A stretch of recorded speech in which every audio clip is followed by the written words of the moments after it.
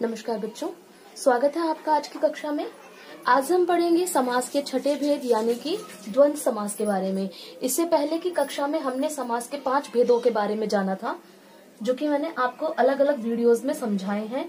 अंत में हमने देखा था द्विगु समास और बहुव्रीहि समास के बारे में। आज हम बात कर रहे हैं द्वंद्व समास के बारे में।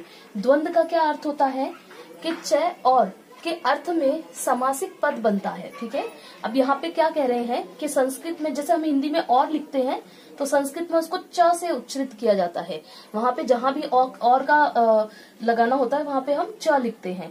तो यहाँ पे क्या बोल रहे हैं कि च के अर्थ में समासिक पद बनता है, यानी कि जो भी हमारा समासिक पद बनेगा, यानी कि दो पदों का जो हम मेल करेंगे उसके बाद जो हमारा एक नया शब्द बनता है, इसको हम समासिक पद कहते हैं। तो ये क्या होगा, हमारा च के अर्थ में बनेगा, यानी इसमें अर्थ तो होगा च का, पर लेकिन इसमें च हमारा दिखेगा नहीं।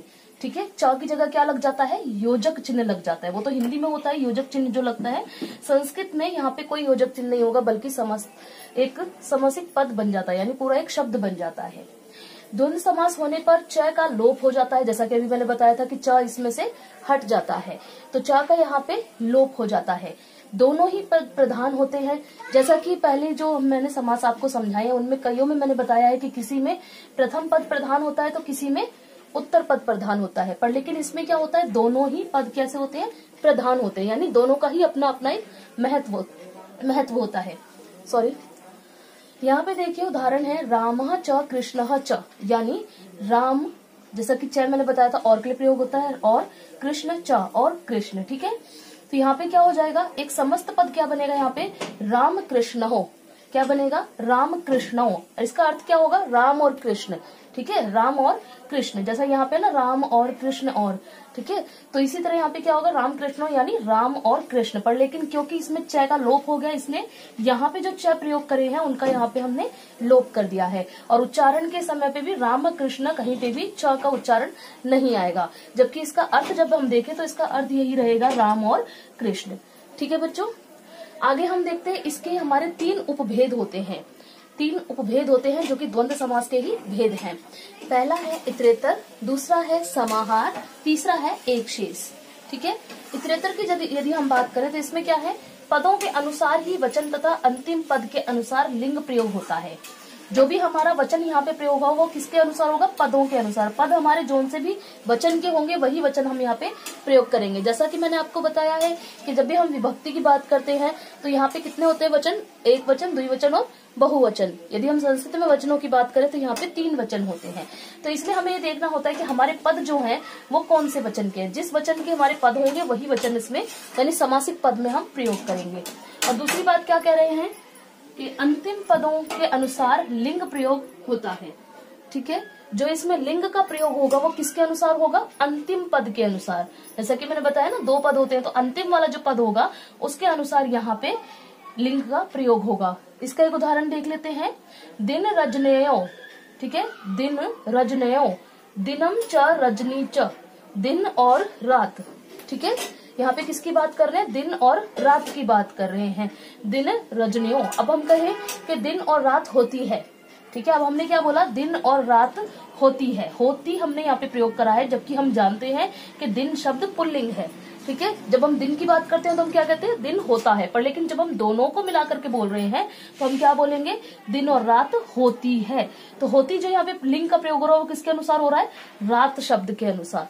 ठीक है, तो अंतिम पद के अनुसार ही हमारा क्या होता है, लिंग का प्रयोग होता है। ठीक है बच्चों, अगला देखते हैं हम समाहार। इसमें क्या बोल रहे हैं, 2 या 2 से अधिक पदों के समाहार का बोध होता है।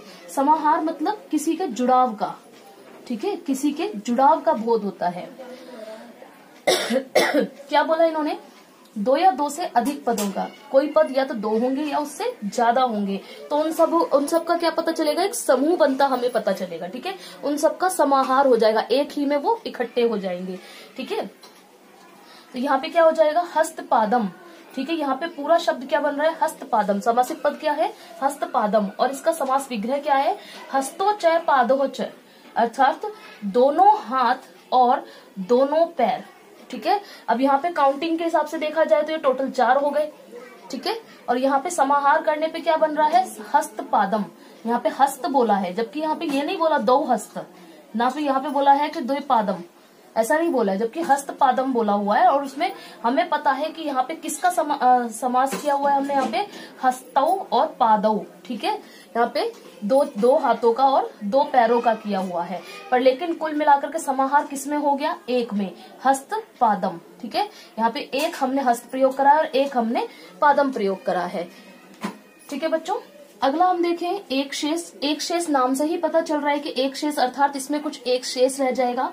तो इसमें क्या है, दो या उससे अधिक पदों में एक शेष रह जाता है, ठीक है, और अन्य पदों का लोप हो जाता है। इसमें दो या उससे अधिक जो पद हमारे मिलते हैं उनमें क्या होता है, केवल एक ही पद उसका शेष रह जाता है और अन्य पद जो होते हैं उनका क्या हो जाता है, लोप हो जाता है। यानी कि उनको हम कहते हैं ना इंग्लिश में साइलेंट वर्ड होते हैं, या किसी को हिडन कर लेना, तो उस तरह से उसका लोप हो जाता है, यानी वो छुप जाते हैं। जैसे एग्जाम्पल देखें, समस्त पद क्या है हमारा, पितरौ। समस्त पद क्या है, पितरौ। अब तुमने आप लोगों ने सुना भी होगा, जैसे कहते हैं ना कि पितर लोग रूठे हुए हैं या पितर लोग बहुत खुश है। तो पितर का क्या मतलब है, एक तरह से हमारे पूर्वज। पूर्वज कौन, जिसमें हमारे माता पिता भी हैं, दादा दादी भी हैं, ठीक है। और अगर हम माता पिता के रूप में देखें तो यहाँ पे पितरौ, पितरौ शब्द आ रहा है, पर लेकिन इसमें जब हम इसका समास विग्रह करें तो विग्रह में क्या आता है, माता च पिता च, ठीक है, माता और पिता। क्योंकि अब आप ये कहेंगे मैम यहाँ पे भी वैसा ही था, ठीक है, समाहार में भी ऐसा ही था कि अलग अलग पदों का एक ही में समाहार हो गया था। तो बेटा यहाँ पे देखो फर्क क्या है कि यहाँ पे हमें संख्या के बारे में बात हो रही है, ठीक है। यहाँ पे हम संख्याओं का लोप कर रहे हैं, एक ही जगह पे आकर के हम बोल रहे हैं। यहाँ पे ऐसा नहीं है कि हम किसी एक के बारे में बोल रहे हो, ऐसा नहीं है कि हमने खाली हस्तों को बोल दिया तो पादम भी उसके अंदर ही आ गया, नहीं, हमने दोनों की संख्याओं को कम किया है, ठीक है। पर लेकिन यहाँ पे क्या है, हमने अलग आने वाले शब्दों को हटा करके सिर्फ एक को चुन लिया, बाकी सबका हमने लोप कर दिया है, ठीक है। तो यही हमारा क्या हो जाता है, एक शेष द्वंद्व समास, ठीक है बेटा। तो यहाँ पे पितरों में क्या हो जाएगा, माता और पिता, ठीक है। माता और पिता हमें मूल रूप से पता है, पर लेकिन शब्द यहाँ पे क्या प्रयोग होगा, पितरों, यानी ओनली एक ही वर्ड को हम यहाँ पे ले लेंगे, ठीक है। तो ये हो जाएगा हमारा एक शेष। तो आज मैंने समास हमारे ये पूरे हो चुके हैं। आज मैंने समास के पूरे 6 भेद कंप्लीट करवा चुकी हूँ। अब अगर आप इससे पहले वाले भेद देखना चाहते हैं तो मेरी अन्य वीडियोस पे देख सकते हैं। और इससे आगे अब आप मुझे सजेस्ट करें कि आप क्या पढ़ना पसंद करेंगे, कौन सा टॉपिक अब मैं आपको समझाऊं, आप मुझे कमेंट करके बताएं, तो उसी टॉपिक पे फिर मैं अब वीडियो बनाऊंगी और उसको अच्छे से मैं डिटेल में आपको समझाऊंगी, ठीक है बच्चों। अगर आज की वीडियो आपको अच्छी लगी है तो इसे लाइक करें और अन्य लोगों के पास शेयर करें, ताकि वो लोग भी इसके बारे में अच्छे से समझ सकें। और अगर आपको कुछ पूछना है इससे रिलेटेड तो आप मुझे कमेंट कर सकते हैं।